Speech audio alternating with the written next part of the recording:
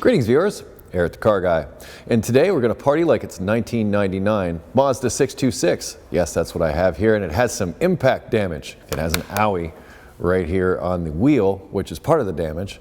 It has been assessed by another shop that stated that the lower control arm and the right outer tie rod needed to be replaced. I've confirmed the right outer tie rod is loose on this side. As far as the lower control arm, I'm not so sold on that one, but we'll replace it anyway. We already have the parts.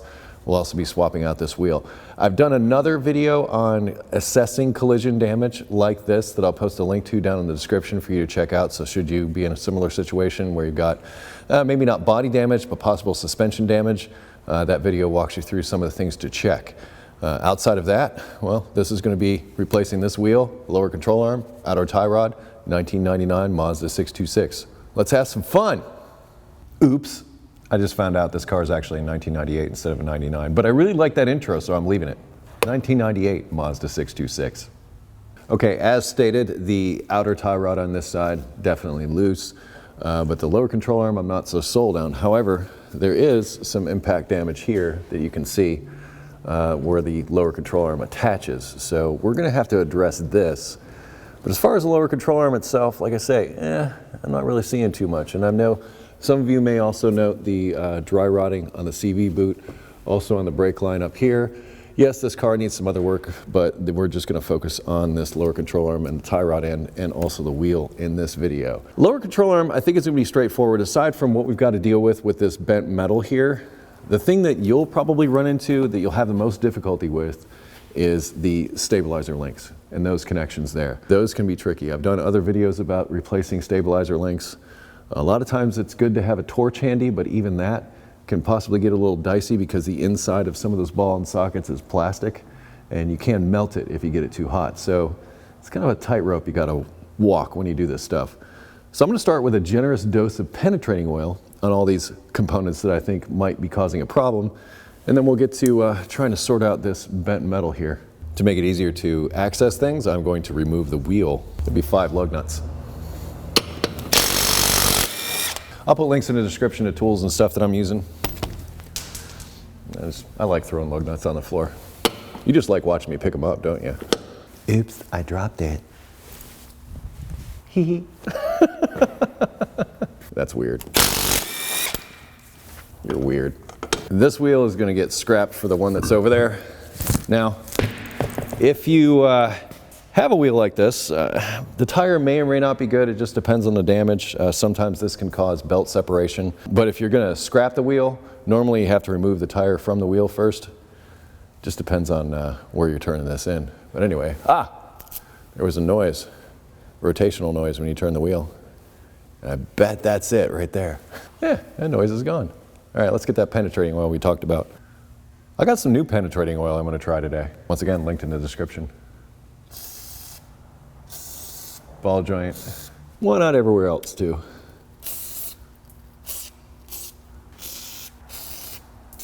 Give that plenty of time to soak in. And I'm also going to get this tie rod in. Well, the penetrating oil is doing its thing. As I said, I'm going to try to deal with this damaged area here because I got to move it in order to get the control arm in and out. And in fact, like I said, I don't think the control arm is so much the problem here. It could be where the control arm mounts, which means we can put a new control arm here and it could still have a problem. As I stated in that video I mentioned earlier about inspecting collision damage, sometimes the only way to know for sure is on the alignment rack because you can't quite see bent things sometimes. But for the time being, I'm going to try and start with a pry bar here to see if that can get me somewhere. But if not, we'll have to employ other methods. And so far, not getting anywhere. Can't get a bite on it. And yes, I realize this is a lot easier to do on a lift than it is on the ground, but the principles are the same. Give this guy a try.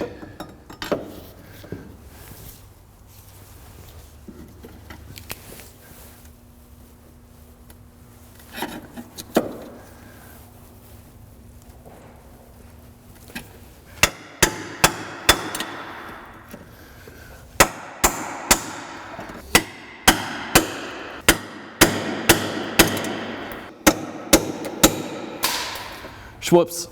I think taking down this plastic piece will give me better access. Looks like there's just one fastener holding this on here that's left. I'm sure there were others at some point.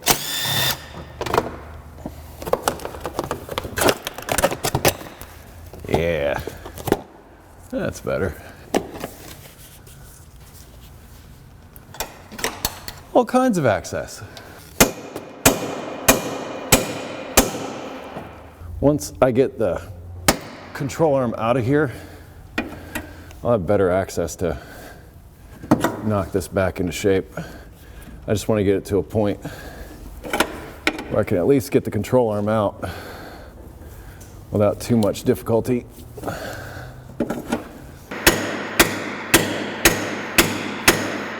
Let's try this.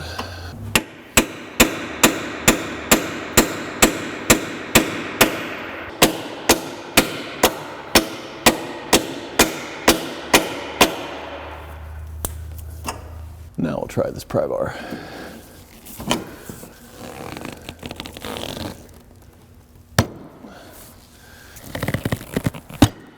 Just enough.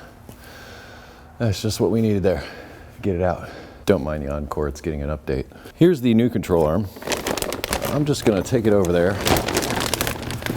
sort of eyeball it up next to what's on the car, just to make sure that they're the same part. Looks good. Although, this connection back over here is slightly different. It looks like this is the wrong side. Or, hang on, it might just need to do that. Yeah, that's what it needed. It needed to be flipped around.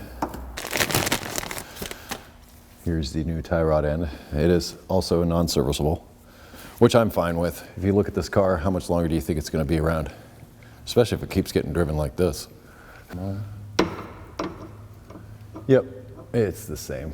I'm gonna start with what I feel will probably be one of the most difficult parts of this, and that is, as I mentioned, the stabilizer link connection. Here's a tip. First of all, soak it with penetrating oil, but rather than trying to run it out initially, tighten it down first and then loosen it. That's my trick. And what you're working against and what will probably happen is as it's coming out, the rust that's on these threads is gonna grab this nut and cause the entire ball and socket assembly to spin inside the joint back here. That's what you're dealing with. But if you get lucky, sometimes you get lucky, but it doesn't happen often if I'm honest. So you might want to consider getting a stabilizer link when you do this because you might need it in the end. Tighten. By the way, this is a 14 millimeter. And now I'm going to try to loosen. And as I suspected, it's just spinning inside of there. So try to find a way to hold this fast so that we can get that nut off of there. And once again, that may require a little bit of heat. Sometimes these stabilizer links have like a place where you can put a wrench to hold it still, but often they don't. I've at times had some luck with these needle nose vice grips grabbing the inner part of it at times. Sometimes it works, sometimes it doesn't. It's just one more thing you can put in your arsenal that may help you. Let's try it again. Nah. It's still just spinning. Wrench, go on here, like that, and then I found like a T5 maybe, yeah. That might go down in there. Definitely tap it down, make sure it bottoms out.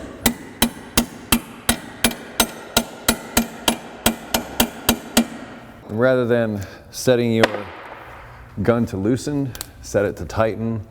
And another thing I've said often in the past is whenever you're dealing with rusty components like this, I strongly recommend the use of an impact. It seems to work a lot better for breaking rusty parts loose.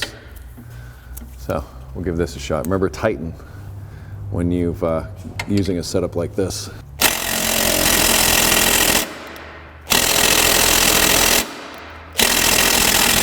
All right, I've also done a video about using a torch to heat things like this that I will also post a link to in the description. Got to work quick. I mean, it's going to heat up and then I'm going to have to really quickly get everything back together. In fact, Just set yourself up so that all you have to do is pull the trigger when the time comes. Remember, tighten, not loosen.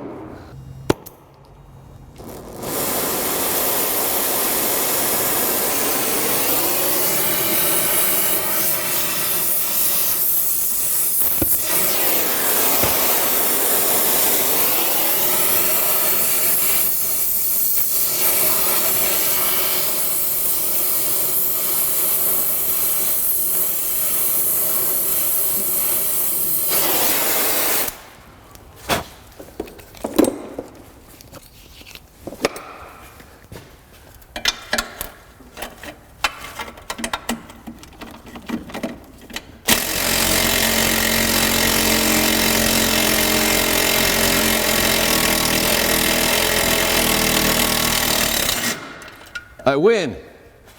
Whew. Didn't even melt the plastic or the rubber on the outside of it. I can be proud of that. Now I'm working on a Mazda, so I'm not going to put the torch away yet. This stuff is hot. Don't touch it with your fingers. Okay? Or lick it. You thought I was going to do it, didn't you? No. I'm now going to go through the through bolt, through the ball joint here, the lower ball joint. As I said, it's a through bolt, so it's a bolt that goes through here. It's 14 millimeter.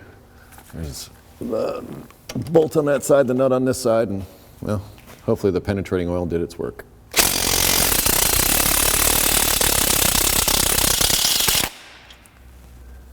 Ooh. Well, I'm not sure what happened there. Somehow, this started stripping. 14, but I'm gonna go grab a 13 and hammer that on there and see if that'll work. Like I said, I didn't put the torch away yet. This is why. All right, I have a 1/2 inch socket here that I'm going to hammer on. And I often do this when I run into this problem.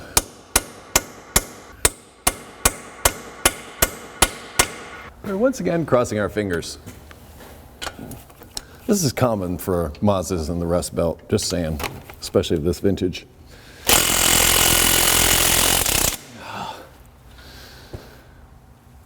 Fire it is. Well, this is why I did not put my torch away. Right here.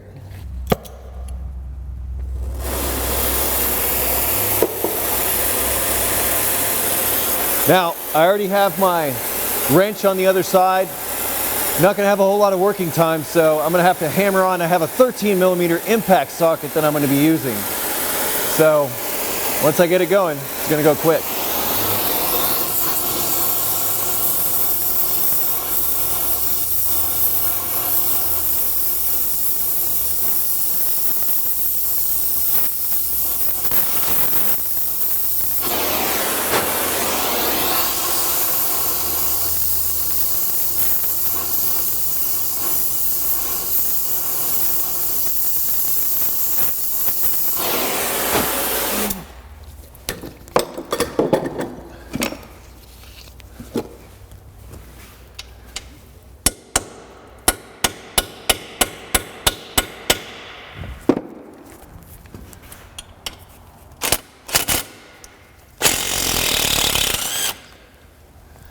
Win again.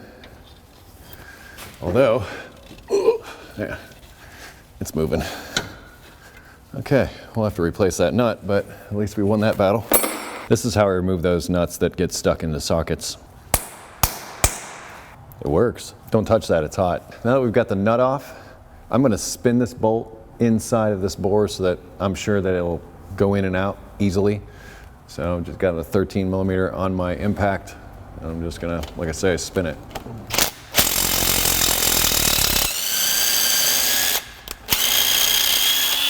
When I hear that noise, I'm happy because it'll just come right out. Right now, I'm gonna go hunt down a new nut for the end of this. Did I find one? I think I found one. Nice. I'm gonna need to get into this part of the ball joint. There's a split right here in the bottom of the knuckle that I usually put a chisel into, and it makes it really easy to drop the ball joint out. It's easier to do if I can move this around. So since we're gonna be doing this outer tie rod anyway, I'm gonna disconnect it. Before I do that, I'm gonna loosen this nut up here. That way I'll know how far to run the new one in. So this is 22 millimeter. And hopefully it'll break loose for me. And it did. Penetrating oil did its job. So now that that's loose, I'm just going to leave it right in that spot. So all we've got to do is run the old tie rod off and run the new one down till it bottoms out against that nut. And we should be pretty close to where the alignment's going to be. Know that anytime you mess with any of this stuff, it's always advisable to get an alignment after you're done, especially with all this collision work. I sort of mentioned that earlier. So know that by the time you're done with all this heavy work, you're going to have to take it back to the shop and get it aligned. Since I'm replacing this and it comes with a new cotter pin and everything, I'm not too worried about this. I could probably just run this nut right over the top of this cotter pin, but I don't know. I guess I like to practice taking these out. The penetrating oil actually helped quite a bit. Yay. I'm always happy when it's easy, because it's not always easy. It's 17 millimeter. It's going to require a bigger gun. Really? All right. Pneumatics it is.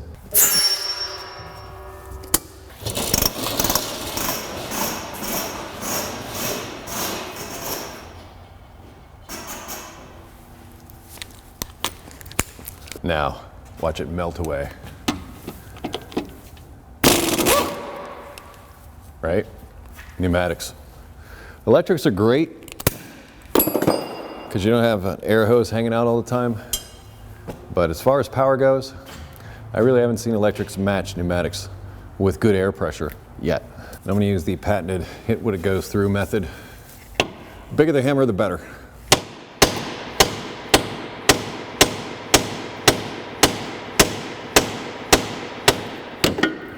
Okay.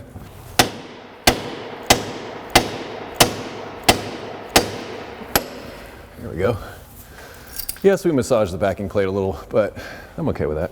You can just spin the old one off, if we're lucky. Today we're lucky. With the tie rod disconnected, very easily put that where I want it, so I can get the chisel right down in that, that opening, just like that. Another shot of penetrating oil, just for good measure. Right down in that same crack.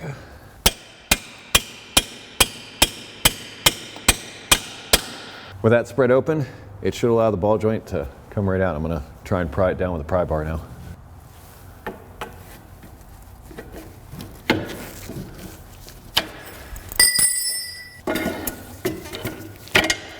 Ooh, that pulled a muscle in my neck I didn't like. Well, it started to move. I think we'll be good. Once we get the inner connections disconnected, we won't have that tension holding it up.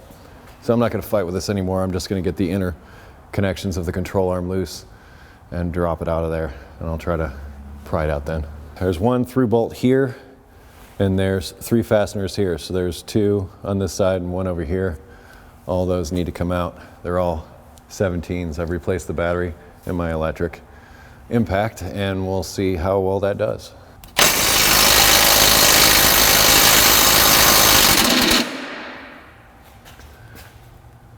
Yes, there is a nut on the other side that is supposed to be held in place, but no longer is. Another challenge. Yay! I'm going to start by trying to use this pry bar.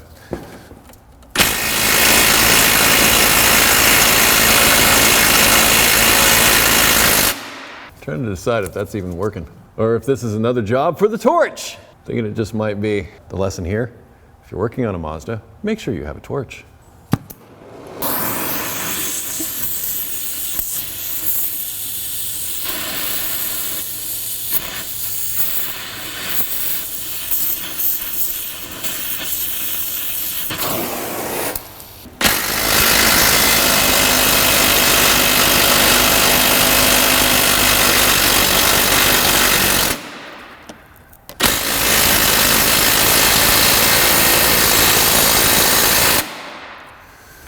More fire.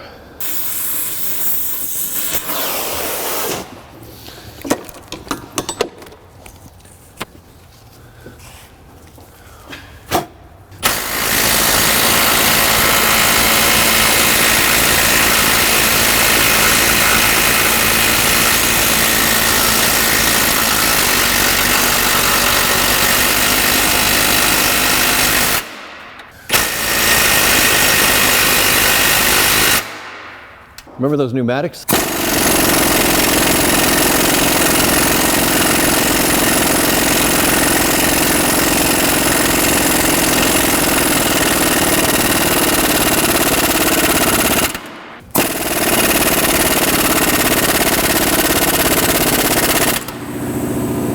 At this point, I think the bolt is out of the nut, so that's not the problem. The problem is it's binding inside that control arm, and due to the impact damage here, could be some damage to the sleeve that it goes through, or the bolt might be bent.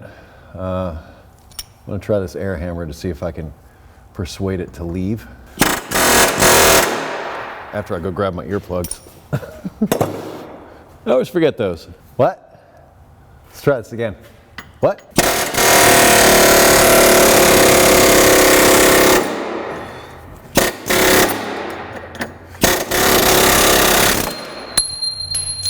That was dramatic. At least it came out. Given that I've tried with the baby tools up to this point to get these things out, I'm not even gonna mess around.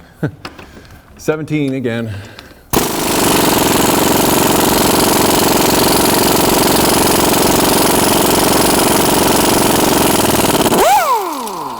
Yep, definitely glad I went there. Short one came out of the front, longer one came out of the back. Should be pretty self-explanatory, actually. So here's that through bolt. As you can see, the threads are gone. I'm also gonna have to inspect that nut that's on the other side to make sure that that's in decent shape, but I'm gonna have to find one of these around here somewhere. I think I got a special thing just for long bolts like that. Ah, there it is. I'm glad I saved this junk. All right, the only thing remaining at this point is this thing should drop out of here. Remember I said that this would be easier without that tension on there. I'm hoping that's the case.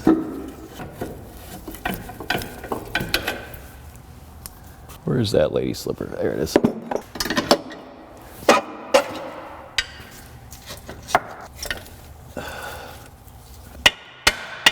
Finally, it's ours.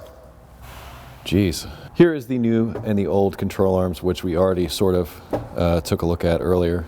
Oddly, I don't seem to have that inner bushing on this side. Maybe I'll just transfer that over. Anyhow, you'll notice here that there is no locator tab there and there is no space for this to go into. Rather than fighting with this when it's on the car, I'm just going to flatten it out now. And that's exactly what I'm going to do. I'm just going to take it over to my vise and just flatten it out.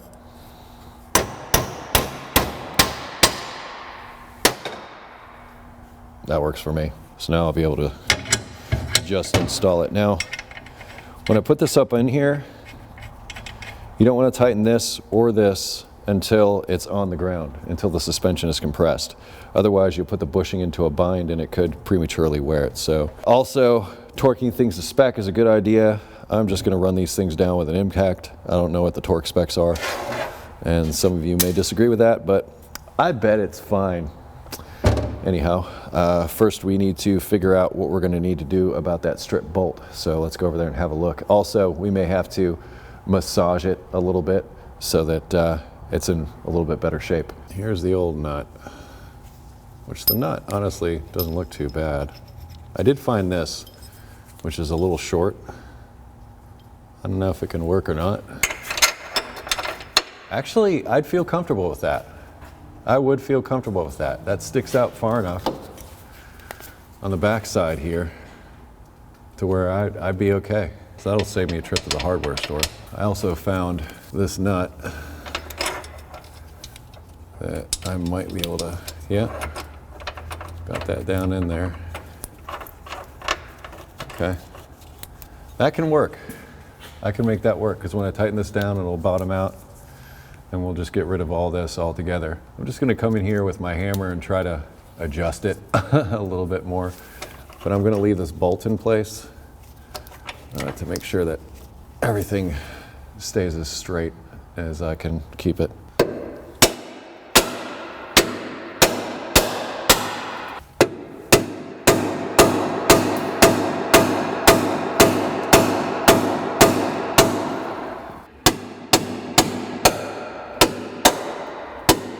hopefully it all works out. I'm going to install the control arm, and on all my fasteners I'm going to add a little bit of oil. They go together better that way, in my experience. I'm transferring over this little fruit loop from one to the other.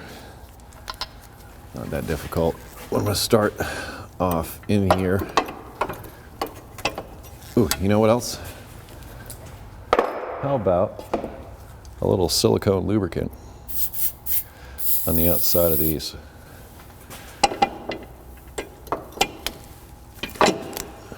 That went in there nicely. Get my ball joint partially started.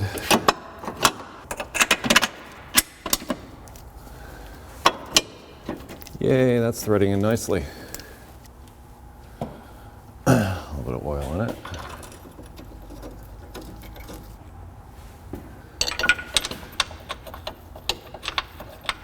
And just for good measure, we'll put the through bolt through the ball joint. All right, you push this in till the groove lines up, and then you push the bolt through. Might need a little persuasion with a hammer.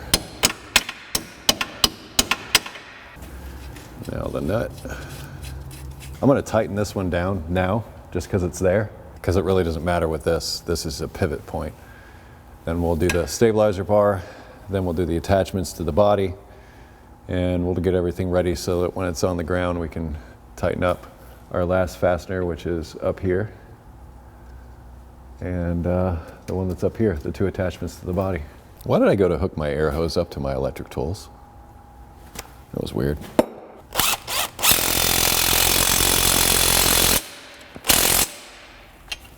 That stabilizer link, which I will also lubricate. All right, strangely enough, we want to loosen to tighten and try to get it all the way down in there. And now I'm not going to tighten it with the Allen key. I'm going to go in with my 14 and just zap it a little bit to take it the rest of the way. These I can tighten. I'm leaving this one till it's on the ground.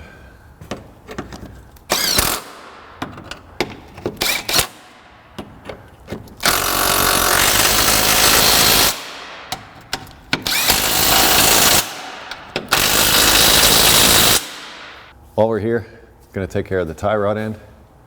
These things go together a lot easier than they come apart, right? Well, that is if you take your time taking things apart. If not, you end up breaking things, well, that can cost you. With this, just run down until it bottoms out because you didn't really move the nut. And it should be pretty close to where it was. But once again, an alignment is something that is in the future of this vehicle. And I'm going to, in this case, also reuse the factory nut. It's actually a little bit better than the one that they supplied me with. And it's also the same size. This is a different size. So this way, if somebody goes to do suspension work in the future and they need to do more than one side, it's always nice to have things that are the same size. So it threads on there nice. I have a new cotter pin. And this one, if I remember right, was a 17.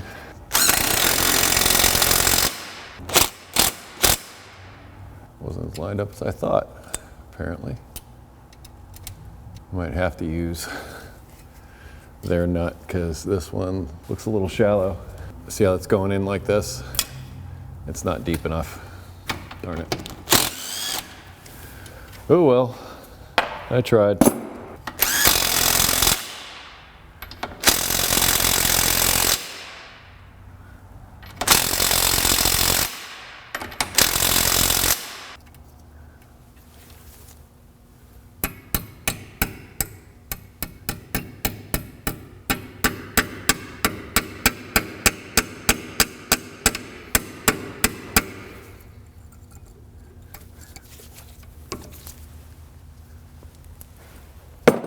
I'm going to tighten that jam nut down. Snug it up. That's good. We're almost there. We only got those two fasteners to tighten down, so I'm going to remove my bungee cord and reattach this splash shield.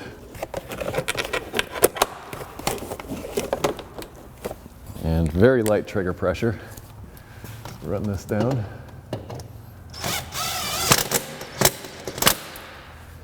put the wheel on and tighten those last 2 fasteners. By the way, we have a new unbent wheel. Check it out, it even has a tire of the same size. Yay, salvage! It fits. Probably should check the tire pressure in this. What do you think? Good idea? Yeah, I think that's a good idea. Torque stick, 80 foot-pounds.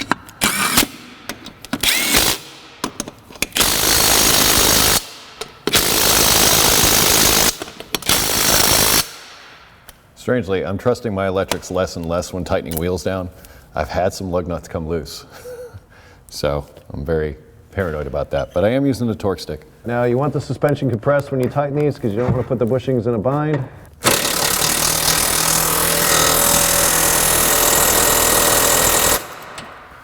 And here's the one on the back. This one's 22.